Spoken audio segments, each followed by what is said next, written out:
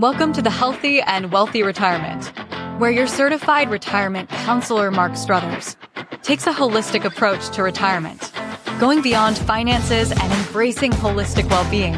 This YouTube channel will address not just the financial part of retirement, but also the social, the physical, and the emotional parts of retirement. Everything you need for healthier, a wealthier, and a happier retirement.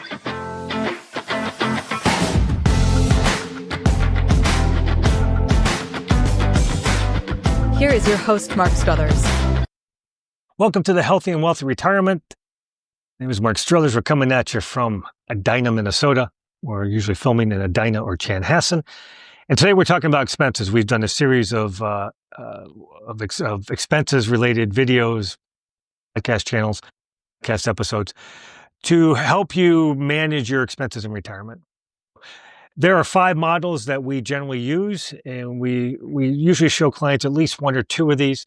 One is a pure inflation adjustment, and that's usually what advisors use. Now, they should not be using no inflation adjustment, but the inflation adjustment is arguably the most conservative because it maintains your purchasing power of core expenses. We strip out healthcare. Healthcare is always a larger cost, especially later in retirement. But because your expenses usually decline, we often show them retirement smile or stages, which reflects that spending is more initially, and then spending tapers off. It declines except for healthcare later in retirement. That's the smile.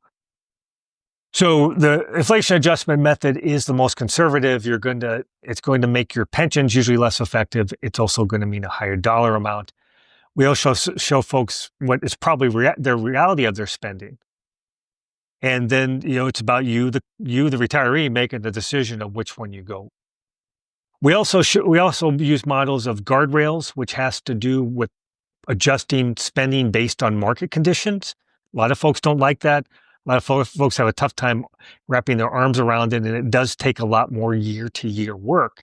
Guardrails is a good way of doing that. It's not good, not just from a portfolio longevity standpoint, but it's also good to maximize your initial withdrawals when you probably want to. It allows for a higher withdrawal rate, but still statistically having that portfolio last. So we did that one. Today we're doing floor and ceiling. The last one, floor and ceiling is a way, it's simpler. It's a way of adjusting spending based on market conditions for portfolio longevity, but it's much less complicated than guardrails. It generally doesn't allow for as big a withdrawal rates for folks if you're looking for rules by which you can take out more than say, the 4% from the 4% rule. So what does it look like? Well, say like in this example, in a good market year, say the market was up 7%, so your $1 million portfolio went to $1,070,000. Your initial withdrawal rate of $30,000 increased to $36,000. So it caps the max amount that you can the growth that you could take out at 20%. So you participate in market upside up to 20% more than the initial withdrawal rate. And then during down market years, like in this one, a 2% down market year, your $1,070,000 portfolio dropped to $1,049,000, we'll call it. And then your portfolio max withdrawal rate dropped down to 30,600. So you can see where this one would help with portfolio longevity as well. And it's easier to understand. Guardrails is based on initial versus current withdrawal rates instead of just looking at the market from year to year and then having a max. So this one, you still participate in market upside. It's simpler to implement, but it does give you increased portfolio longevity because you are decreasing spending during down years.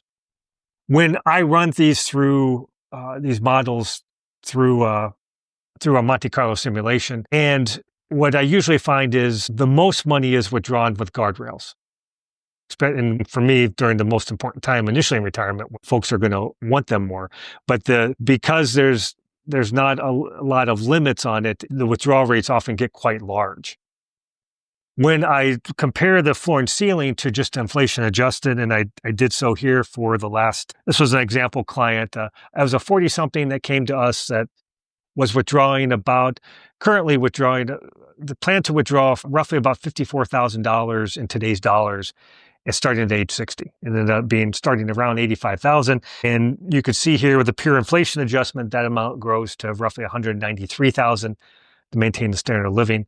The floor and ceiling is very close. You can see here from year to year, there's smaller tweaks in the withdrawal amount, but it's very close to the inflation adjustment. And running this a lot of times, that's what you usually see because of the limits on how much increase or decrease there can be. So none of these are bad. And sometimes, depending on the client, we might use one or the other. But my favorites are the retirement spending smile to show them what their spending is probably going to be like.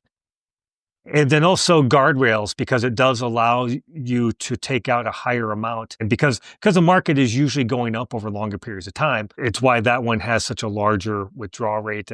It depends on the client, but usually that's where clients want it. Clients often want to say, I want to make sure I enjoy my 60s and 70s. I want to make sure my portfolio lasts, and certainly floor and ceiling will help you there.